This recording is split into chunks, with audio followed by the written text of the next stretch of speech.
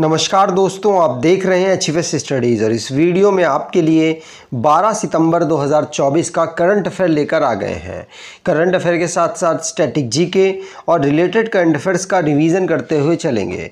अगर आप इस चैनल पर पहली बार आए हो तो चैनल को सब्सक्राइब कर लीजिएगा। वीडियो अच्छी लगे तो वीडियो लाइक करके ज़रूर जाइएगा। लास्ट में आपके लिए क्विज़ रखा है, उस क्विज़ को ज़रूर सॉल्व कीजिएगा। चलिए बात करते हैं लास्ट डे के क्विज़ की।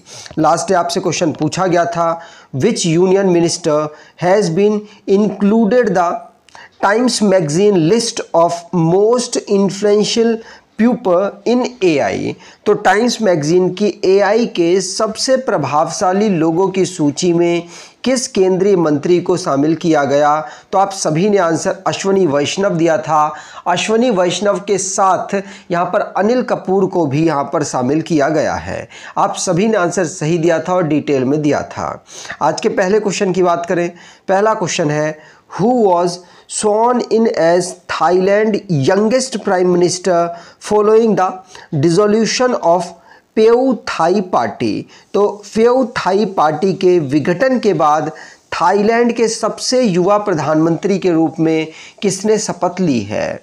तो ये पेटोंगटर्न सिनावात्रा, ये पहले भी पढ़ चुके हैं। पेटोंगटर्न सिनावात्रा या पी सिनावात्रा, जो कि थाईलैंड की सबसे यंगेस्ट प्राइम मिनिस्टर अभी की बनी है। ये ध्यान रखिएगा, थाईलैंड की यंगेस्ट प्राइम मिनिस्टर के साथ साथ थाईलैंड की जो पार्टी है, जो फ्यू थाई पार्टी है, उसका भी विघटन हुआ। उसके बाद इनको मौका मिला है प्रधानमंत्री बनने का, क्योंकि जो मेंबर्स थे वो इनके पास ज़्यादा थे, इसकी वजह से ये प्रधानमंत्री बनी है। अब इंटरनेशनली करंट अफेयर्स की बात करें तो पहला क्वेश्चन पढ़ लिया। दूसरा, प्राइम मिनिस्टर नरेंद्र मोदी ने यूक्रेन और पोलैंड में अभी रिसेंटली में विज़िट किया। यूक्रेन में विज़िट करने वाले ये पहले प्रधानमंत्री बने हैं और पोलैंड में विज़िट करने वाले लगभग 40 साल में पहले प्रधानमंत्री बने हैं। फारूक अहमद ये प्रेसिडेंट बने हैं बांग्लादेश क्रिकेट बोर्ड के, और रवांडा के president Paul Kagame 4th time बने हैं। नामीबिया ने 4th फॉरेन ऑफिस कंसल्टेशन की मीटिंग भारत के साथ लुसाका में ऑर्गेनाइज की। आइवरी कोस्टा, जिसने UN वाटर कॉन्फ्रेंस को ज्वाइन किया है और ये ऐसा करने वाला 10th अफ्रीकन कंट्री बना है, और UN वाटर कॉन्फ्रेंस 1992 में इस्टेब्लिश हुआ था। इब्राहिम इस्कंदर ये मलेशिया के नए किंग बने हैं। अगला question, name the India France bilateral naval exercise whose 2022 edition was held in Mediterranean sea. तो भारत फ्रांस द्विपक्षीय नौसैनिक अभ्यास का नाम क्या है, जिसका 22वां संस्करण भूमध्य सागर में आयोजित किया गया है? तो इसका नाम वरुण है, या वरुणा, कई जगह आप वरुणा भी लिखा हुआ देख सकते हैं। तो वरुणा नामक एक्सरसाइज, जिसको भारत और फ्रांस ने मेडिटेरियन सी में ऑर्गेनाइज किया, और इसका नाम वरुणा है। इसको 2 सितंबर से 4 सितंबर तक ऑर्गेनाइज कराया गया है। आईएनएस तबर यहां पर पार्टिसिपेट कर रहा है भारतीय नेवी की तरफ से। इस एक्सरसाइज को 1993 से ऑर्गेनाइज कराया जा रहा है। भारत का जो एक एयरक्राफ्ट है P-8I, वो भी यहां पर पार्टिसिपेट कर रहा है। यहां पर भारत और फ्रांस के बीच में और भी एक्सरसाइज होती हैं, जो कि बाई एनुअल है, मतलब 2 साल में एक बार ऑर्गेनाइज कराई जाती हैं, जिनमें गरुड़ एक्सरसाइज, वरुणा एक्सरसाइज और शक्ति एक्सरसाइज। जो गरुड़ एक्सरसाइज है वो एयरफोर्स के बीच में होती है, वरुणा एक्सरसाइज नेवी के बीच में, और शक्ति एक्सरसाइज इंडियन आर्मी और फ्रांस की आर्मी के बीच में ऑर्गेनाइज होती है। अब डिफेंस से रिलेटेड जो क्वेश्चंस बने हैं उनको रिवाइज करते हैं। पहला क्वेश्चन पढ़ लिया। दूसरा, इंडियन आर्मी ने नमन प्रोजेक्ट को अभी पहला फेज इसका लॉन्च कर दिया है पेंशनर्स, वेटनर्स और उनकी फैमिलीज़ के लिए। 10वें नंबर का जॉइंट मिलिट्री एक्सरसाइज मित्र शक्ति, जिसको भारत और श्रीलंका के बीच में ऑर्गेनाइज कराया गया। इंडियन एयरफोर्स ने अभी उदार शक्ति 2024 नामक एक्सरसाइज मलेशिया की एयरफोर्स के साथ ऑर्गेनाइज की है। इंडियन आर्मी, जिसने पर्वत प्रहार नामक एक्सरसाइज, मिलिट्री एक्सरसाइज, इसको लद्दाख में ऑर्गेनाइज कराया गया। इंडिया की आर्मी ने 21st Khan quest multinational exercise में पार्टिसिपेट किया मंगोलिया जाकर। इंडियन एयरफोर्स ने ऑस्ट्रेलिया के राफ बेस डार्विन में जाकर पिच ब्लैक एक्सरसाइज में पार्टिसिपेट किया। और भारत के आर्मी चीफ 30वें नंबर के आर्मी चीफ 30 नंबर के army chief general Upendra Dwivedi बन चुके हैं। अगला क्वेश्चन, उससे पहले अगर आपको ई बुक परचेज करना चाहते हैं और अभी रिसेंटली में हमने जनवरी से लेकर जो सितंबर चल रहा है यहाँ तक का करंट अफेयर भी कवर किया हुआ है, उस ई बुक को परचेज करना चाहें तो डिस्क्रिप्शन बॉक्स में लिंक है, वहाँ से आप परचेज कर सकते हैं। अगला, recently where was the first international solar festival organised. तो अभी रिसेंटली में जो सोलर फेस्टिवल है 2024 का, उसे कहाँ ऑर्गेनाइज कराया गया, तो इसे नई दिल्ली में आयोजित किया गया। सी ऑप्शन बिल्कुल सही होगा। भारत के प्रधानमंत्री जी के द्वारा सोलर सिस्टम को प्रमोट भी किया जा रहा है। इंडियन सोलर एनर्जी कैपेसिटी को इंक्रीज करने के लिए करना लास्ट डेकेड में इनका टारगेट था। 32 टाइम्स यहां पर इंक्रीज भी किया और साथ साथ प्रधानमंत्री मोदी जी का लगातार इस पर अपनी निगाहें बनाकर रखे हुए हैं, जिससे कि इसको और बेहतर किया जा सके इस क्षेत्र को, जिससे भारत का जो टारगेट है 2070 तक रिन्यूएबल एनर्जी रिन्यूएबल एनर्जी के माध्यम से नेट जीरो कार्बन एमिटर बनना है, उस पर भी अहम सपोर्ट कर पाए ये सोलर सिस्टम।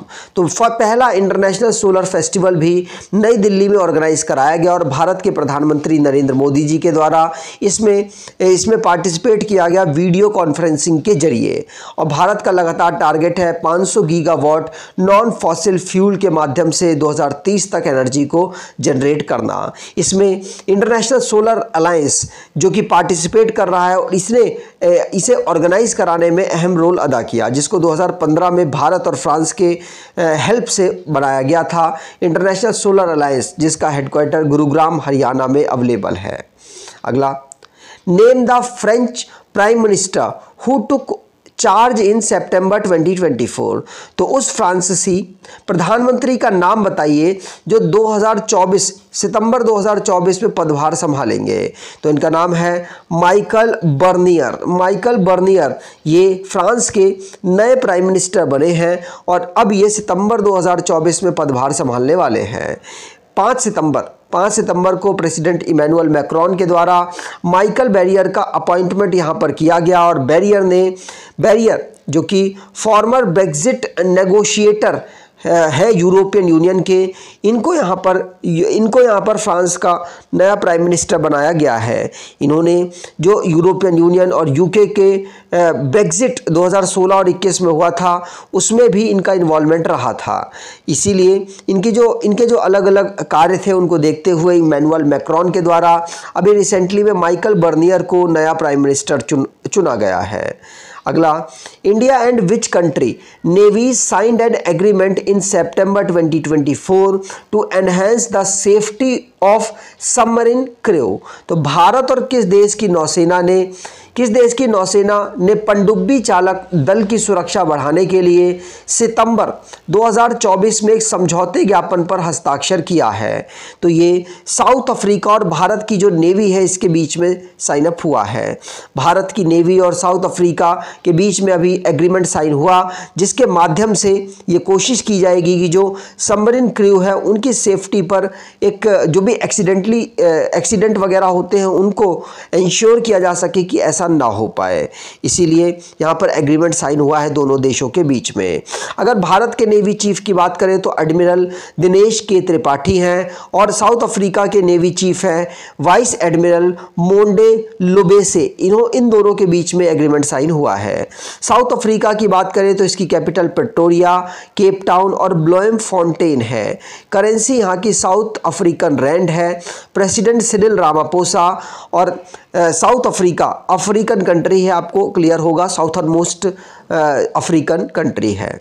अगला question, with which country has India exchanged the hosting of Quad Summit 2024 so that now this conference will be held in India 2025। तो भारत ने किस देश के साथ क्वाड शिखर सम्मेलन 2024 की मेजबानी का आदान प्रदान किया है, जिससे यह सम्मेलन 2025 में भारत में आयोजित किया जाएगा।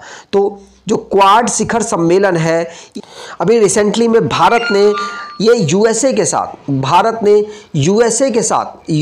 साथ यहाँ पर एक्सचेंज किया है होस्टिंग को, और जिससे कि भारत 2025 में जो क्वाड समिट है उसको होस्ट करने वाला है। तो यूएसए सेकंड ऑप्शन बिल्कुल सही होगा। क्वाड में 4 देशों का समूह है, जिसमें ऑस्ट्रेलिया, यूएसए, जापान और भारत शामिल है, और ये चारों देश मिलकर जो चाइना का बढ़ता हुआ प्रभुत्व है उसको रोकने के लिए कार्य करते हैं। तो क्वाड ऑर्गेनाइजेशन की जो मीटिंग है ये काउंटर करने के लिए है, चाइना के जो बढ़ते हुए प्रभुत्व को दुनिया में रोकने के लिए। इंडिया ने अभी रिसेंटली में यहाँ पर होस्टिंग को यूनाइटेड स्टेट्स से एक्सेप्ट किया है, और 2025 में भारत इसकी होस्ट करने वाला है। ध्यान रखिएगा, पूछा जा सकता है। और यूनाइटेड स्टेट ने जो समिट होने वाली थी सितंबर में उसको यहाँ पर पोस्टपोन कर दिया है जो बाइडेन की अनअवेलेबिलिटी की वजह से। अगला, eminent film scholar Aruna Vasudev passed away on 5 September 2024, by which nickname was she known. तो प्रख्यात फिल्म विद्वान अरुणा वासुदेव का 5 सितंबर 2024 को निधन हो गया। उन्हें किस उपनाम से जाना जाता है? तो अभी रिसेंटली में जो मदर ऑफ एशियन सिनेमा के नाम से जानी जाने वाली अरुणा वासुदेव, इनका भी हाल ही में निधन हो गया 5 सितंबर को, और इनको मदर ऑफ एशियन सिनेमा कहा जाता है। इनकी एज रिलेटेड जो इश्यूज़ थे उनकी वजह से इनका निधन हुआ है, और इनका जन्म ब्रिटिश इंडिया 1936 में हुआ था। एजुकेशन इनकी फ़ोटोग्राफ़ी में इन्होंने न्यूयॉर्क से की थी, और भारतीय सिनेमा में इन्होंने काफ़ी लंबे समय तक कार्य किया। इनका जो करियर है वो ब्रॉडकास्टिंग, भारत में जो टेलीविज़न से रिलेटेड उसमें इन्होंने काम किया था। 1988 में इनके द्वारा एडिटर और फिल्म क्वार्टरली मैगजीन जो सिनेमा आया था उसमें भी इन्होंने काम किया था। अगला question, when is international literacy day celebrated? तो इंटरनेशनल लिटरेसी डे हम 8 सितंबर को ऑब्जर्व करते हैं। कब? 8 सितंबर को इंटरनेशनल लिटरेसी डे के रूप में ऑब्जर्व किया जाता है। अंतर्राष्ट्रीय साक्षरता दिवस के रूप में ऑब्जर्व किया जाता है। यूनेस्को के द्वारा इस डे को 1966 में ऑब्जर्व किया गया था फर्स्ट टाइम, और इसको ऑब्जर्व करने के लिए 1965 में अनाउंसमेंट हुई थी यूनेस्को के द्वारा। इसकी theme promoting multilingual education, literacy for mutual understanding and peace रखी गई थी। अगला question, which ministry has recently launch the VisioNxt web portal?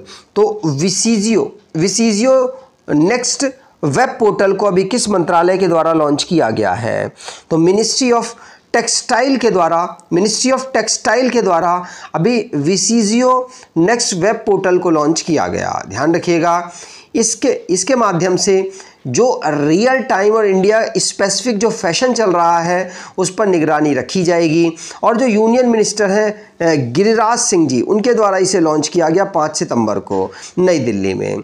ये भारत की जो स्पेसिफिक फैशन है, ट्रेंड है, उस पर निगरानी रखेगा, और इसी के माध्यम से जो विजियो नेक्स्ट वेब पोर्टल है उसके माध्यम से ग्लोबल फैशन है उस पर भी निगरानी रखी जाएगी कि भारत में क्या चल रहा है, भारत का फैशन, और भारत के से रिलेटेड भारत के बाहर क्या फैशन चल रहा है, जिससे कि उसी प्रकार से इंडस्ट्री को डेवलप किया जा सके और इंडस्ट्री का डेवलपमेंट हो सके। अगला question, which day will be observed and celebrating as सूटी day by the Assam government? तो असम सरकार द्वारा सूती दिवस के रूप में कब मनाया गया? तो सूती दिवस के रूप में असम गवर्नमेंट ने कब ऑब्जर्व किया है? तो असम गवर्नमेंट ने 20 अगस्त को सूती दिवस के रूप में मनाए जाने की घोषणा की है। असम के जो चीफ मिनिस्टर हैं हेमंता बिश्वा शर्मा, इन्होंने सूती पुलिस स्टेशन और विश्वनाथ डिस्ट्रिक्ट में अवेलेबल है वो 1992 में क्विट इंडिया मूवमेंट के समय जो शहीद हुए थे उनके लिए 20 अगस्त को सूती डे के रूप में ऑब्जर्व करने की अनाउंसमेंट की और वहाँ पर एक हेरिटेज मॉन्यूमेंट भी बनाने की अनाउंसमेंट की गई है, जिसके लिए 5 करोड़ रुपया इस प्रोजेक्ट के लिए एलोकेट किया जा चुका है। अब लास्ट डे के करंट अफेयर्स की बात करें तो जूडो में कपिल परमार भारत के पहले पैरालंपिक एथलीट बने हैं जिन्होंने मेडल जीता है, ब्रॉन्ज मेडल इन्होंने भारत को जितवाया है। और अश्वनी वैष्णव यूनियन मिनिस्टर हैं जिनको टाइम्स मैगजीन की list most influential people in AI में जगह मिली है और साथ साथ अनिल कपूर को भी इस लिस्ट में जगह प्राप्त हुई है। सूरत, प्राइम मिनिस्टर मोदी जी के द्वारा सूरत में water conservation public participation initiative को लॉन्च किया गया।